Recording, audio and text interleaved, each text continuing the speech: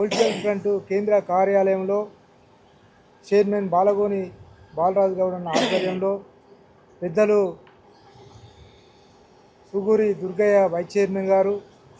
అదేవిధంగా కన్వీనర్లు ఐలి వెంకన్న గౌడ్ గారు, బైరు శేఖర్ గారు, బార్ అండ్ రెస్టారెంట్ అధ్యక్షులు దామోదర్ గౌడ్ గారు, అదేవిధంగా బీసీ సంఘం రాష్ట్ర అధ్యక్షులు సింగం నాగేష్ గౌడ్ గారు, పెద్దలు మన తెలంగాణ గౌడ సంఘం రాష్ట్ర అధ్యక్షులు గడ్డమీది విజయ్ కుమార్ గౌడ్ గారు, బీసీ పొలిటికల్ ఫ్రంట్ ఉపాధ్యక్షులు నాగభూషణం గారు, వీరందరి ఆధ్వర్యంలో వారితో పాటు ఈ విలేకరుల సమావేశంలో పాల్గొంటున్నాను. నా పేరు అంబాల నారాయణ గౌడు, బీసీ పొలిటికల్ ఫ్రంట్ రాష్ట్ర కన్వీనరు, గౌడ ఐక్య సాధన సమితి రాష్ట్ర అధ్యక్షుడు. దాదాపు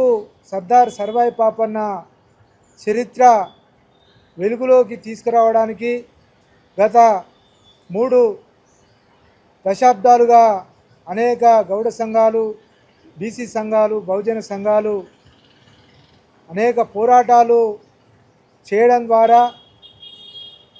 తెలంగాణ రాష్ట్ర ప్రభుత్వం ఈరోజు ట్యాంక్ బండి మీద పాపన్న విగ్రహము, సచివాలయము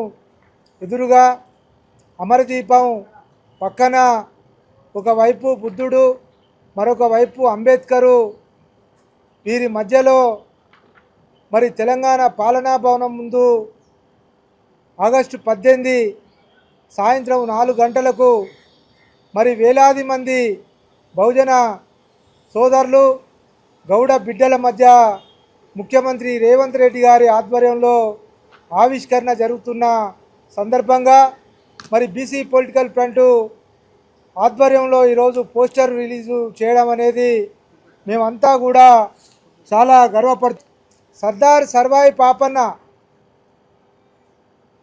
మనకు మహారాష్ట్రలో, నార్త్ ఇండియాలో శివాజీ ఎంత పెద్ద పేరు గడించాడో, మరి దక్షిణ భారతదేశంలో దక్కన్ నేల మీద సర్దార్ సర్వాయి పాపన్న అంతకంటే ఎక్కువ పోరాటం చేసి మరి ఈ నేలలో పుట్టిన ఒక బంగారి వ్యక్తిలాగా మరి చరిత్ర 300 సంవత్సరాలుగా తొక్కిపెట్టిన మరి ఈరోజు మట్టిలో నుండి బయట తీయబడ్డ బంగారు బిడ్డగా ఈరోజు వెలుగులోకి వచ్చి మరి తెలంగాణ నడిపొట్టున విగ్రహ రూపంలో ప్రతిష్ట చేయబడుతున్నాడంటే ఆయన చరిత్ర ఎంత గొప్పదో, ఆ చరిత్రకు ఎంత జీవం ఉందో మరి ఈరోజు మనం తెలుసుకోవాల్సిన చారిత్రక సందర్భం ఉంది. ఈ దేశంలోకి మార్క్సిజం కానీ, మావోయిజం కానివ్వండి, అంబేద్కర్ పూలేయిజాల కంటే ముందే సర్దార్ సర్వాయి పాపన్న యొక్క చరిత్ర మరి కూడుపోసుకున్న సందర్భాన్ని కూడా మనం ఈరోజు తెలుసుకోవాల్సిన అవసరం ఉంటుంది. 300 సంవత్సరాల క్రితము రాజులకు వ్యతిరేకంగా మరి కనీసం మాట్లాడాలంటే, నడవాలంటే కూడా ఆ రోజు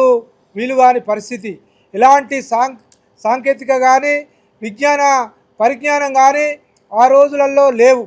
అలాంటి సమయంలో మరి రాజరిక పాలనలో ఒక కళ్ళు గీసే గీత కార్మికుడు కత్తి పట్టి మరి ఆ కత్తినే రాజ్యాధికార చూపుడు గత్తిగా మార్చి, కుండలు చేసే కుమ్మరివాడు, చెప్పులు కుడితే మాదిగవాడు, చేపలు పడితే బెස්සవాడు, తాళ్ళెక్తే గమలవాడు, మునగాడి చట్టం వచ్చునా పాలగాడి చట్టం వచ్చునా అని చెప్పి మరి బహుజన కులాలను, ఆదివాసీలను, మైనార్టీ సోదరులందరినీ కలుపుకొని మరి ఆనాడు సర్వాయి పాపన్న ఒక దండు కట్టిండు. ఆ దండు కేవలం ప్రజాస్వామ్యయుతమైంది. ఆనాడు వ్యవసాయంతో పాటు కుల వృత్తులన్నీ కూడా ఎంతో అభివృద్ధి చెంది మరి జీవిస్తున్న కాలంలో మొఘలు పాలకులు, స్థానిక పెత్తందారులు పన్నులు అధికంగా విధిస్తూ పేద ప్రజలను పట్టి పీడిస్తున్న సమయంలో సర్వాయి పాపన్న మీకు ఎందుకు పన్నులు కట్టాలని చెప్పి మరి వర్గాలందరినీ చేరదీసి మొఘళ్ళకు వ్యతిరేకంగా తాటికొండ, కిలాషాపురం నుండి మరి ఒక దండయాత్ర ప్రారంభించి అక్కడి నుండి దాదాపు 30 కోటలను జయించి అంతిమంగా గోల్కొండను ఏలి మరి గోల్కొండకు రాజైన చక్రవర్తి. బహుజన కులాల్లో పుట్టిన వాళ్లకు రాజరికం చేయరాదు, వాళ్ళకు పాలన చేయరాదంటున్న ఆ సమయంలో మరి సామాన్యుడు కత్తిపట్టి రాజ్యాన్ని జయించిన తీరు ఈనాటి ప్రజాస్వామ్యంలో మరి ఓటు ద్వారా అధికారంలోకి రావాలనుకున్న ఈ వర్గాలకు పాపన్న నేటి కూడా స్ఫూర్తిదాయకం అని చెప్తూ మరి ఆయన యొక్క ఆలోచనలను ఆయన యొక్క ఆలోచనతో పాటు ఆయన యొక్క పోరాట పటిమను ఈనాడు ఈ వర్గాలకు అందించాలంటే మరి ట్యాంక్ బండి మీద విగ్రహం ఉండాలని చెప్పి నాటి బీఆర్ఎస్ ప్రభుత్వం 2023లో ట్యాంక్ బండి మీద విగ్రహం పెట్టాలని జీవో ఇచ్చింది. జీవోతో పాటు 3 కోట్ల రూపాయలు నిధులు కేటాయించింది. కానీ ఆ ప్రభుత్వం 2024లో ఎన్నికల్లో ఓడిపోవడంతో మరి కొత్తగా వచ్చిన ప్రభుత్వము మరి ముఖ్యమంత్రి రేవంత్ రెడ్డి గారు కానివ్వండి, మనకు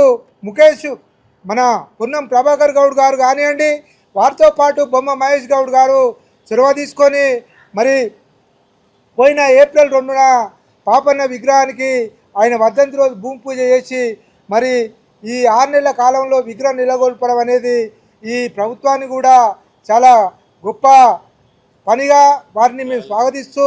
మరి ఈ కార్యక్రమంలో కేవలం గౌడ సమాజమే కాకుండా తెలంగాణ బహుజన సమాజం అందరూ కూడా పాల్గొని పాపన్న యొక్క విగ్రహావిష్కరణకు ఆయన జయంతి రోజున తరలి రావాలని,